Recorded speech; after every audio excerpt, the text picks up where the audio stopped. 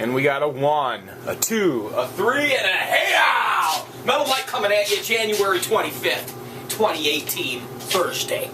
It's about 8 a.m., if that, maybe 5-2. Early in the morning, down in the bunker, day ahead of me.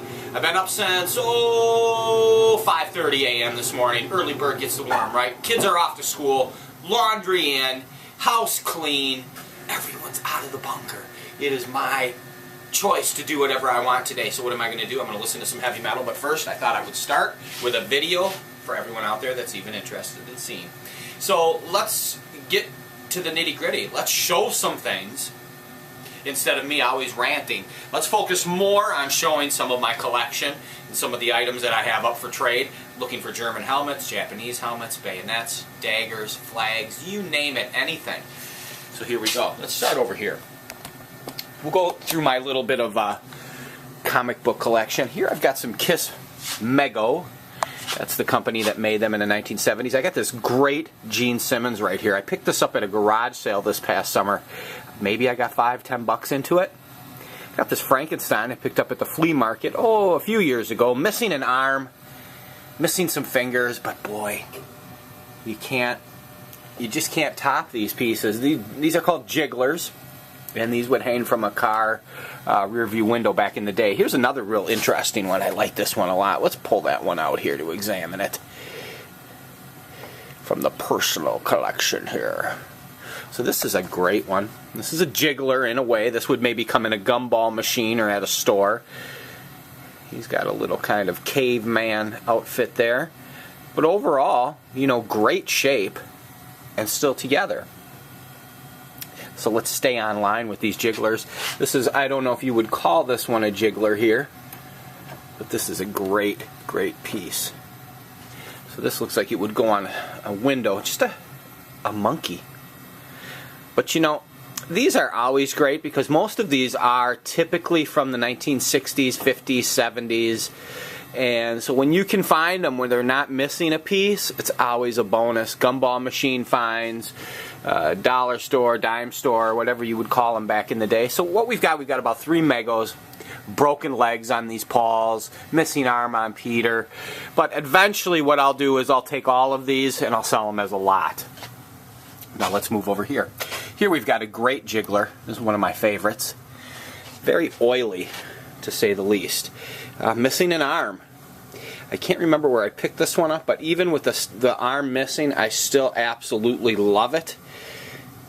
And it's just a great piece. These are really fun, and the feel to them is, and the smell is just wild. And here's an early 1970s, or actually late 70s, to be honest, mid-70s, maybe early.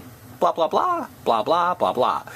It's a really cool Batman model. I had the same one as a young boy in the 70s, and so I picked this up at the flea market a few years ago. The paint is not that good. I've promised myself that I would repaint it properly how it should be.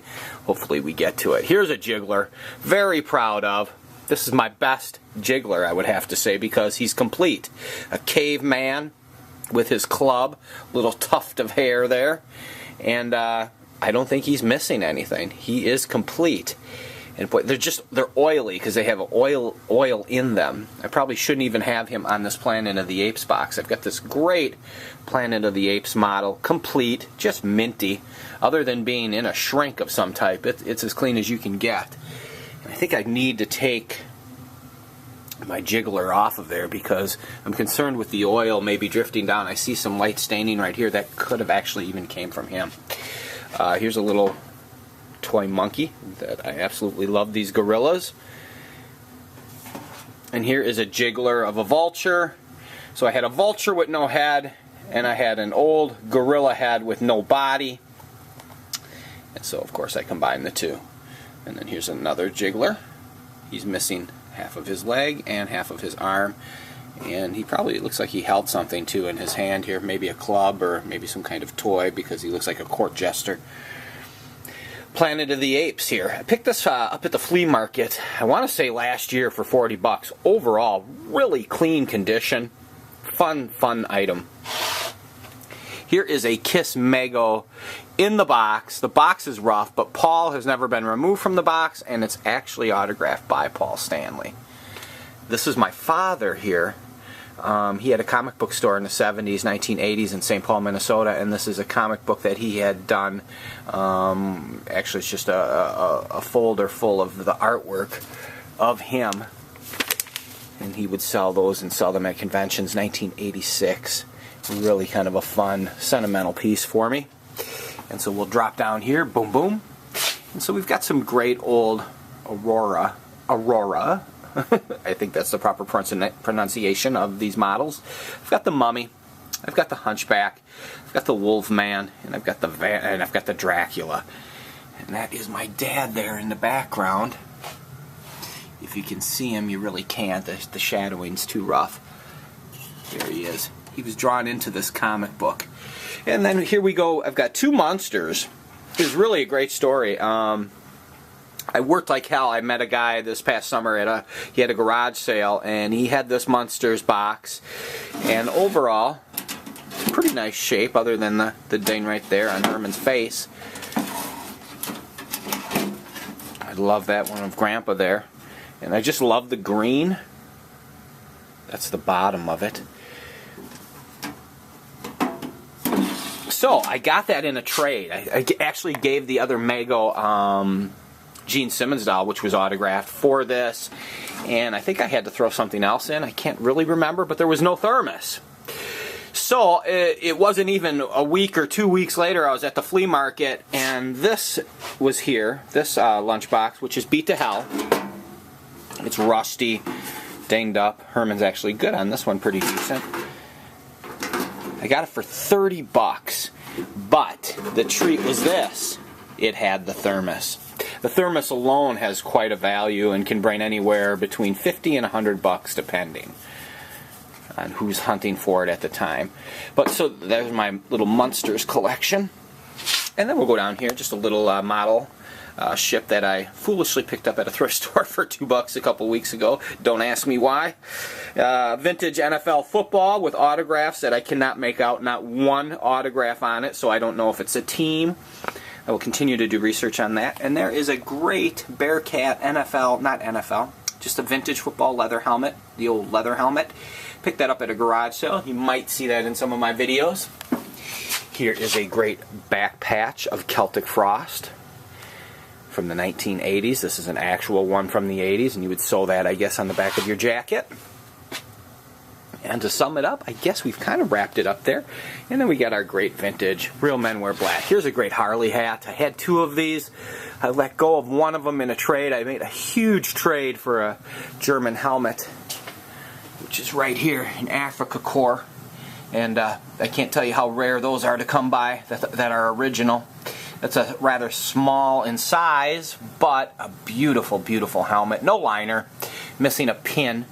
The pin being where that hole is right there, level with the eagle, right where my finger is touching, right there. So that's what we got going on. Got some more German iron crosses there. We got some daggers. Always hunting, always picking, and here's my guy. This is me. That's always me, and I've got that right on top of my German stuff because I have always got my little stick out and I am looking to find some treasure. So there we go. That's a short video, huh? Not a lot of ranting, not a lot of raving, but hopefully you got to look at a couple of cool, interesting items. And what about these live auctions on Facebook? It's the biggest thing going right now. Everyone's doing it except me, and I will delve into it. But I'll tell you what is frustrating about it is you know what the hottest thing on the market is right now are signs. These people are buying anything that's a sign, and almost all of these live auctions seem to be around signs. Signs are the hottest fucking thing. To me, you know, some signs are cool. There obviously are so many rad ones out there, but there are so many that are absolutely boring and just, I don't know. People are just buying them to buy them at this point as far as I'm concerned. Robert Wolf, the guy with American Pickers, the brother of Mike, he did an auction last night. And I'll tell you what, I didn't like the vibe. I was getting real bossy and kind of snotty and loaded. So maybe it's just jealousy, because I am jealous. I am jealous of all the treasures that they have. It's ridiculous the amount of money that they're making through just through promotional deals, just, you know, working with, I've seen them, they got a deal from Arby's, they got a deal from Ford Transit, they got this deal, that deal. Don't we all wish we could be on that level? But that's why we keep climbing, we keep getting up each morning, and we keep banging. Do it for the reason that is the most important, and that's for the passion and the love of saving old treasures. Get out there, find it, sell one thing today, throw one thing out, get something done. One thing a day, that's all you need to do. Above ground another day, and blessed, right? Hey now! Metal Mike, shouting out. It's just a fever. I get pumped up and angry when I see all these treasures not in my hands. I want more. I want more. It's a hoarding type situation. Everyone have a good day. Hey now.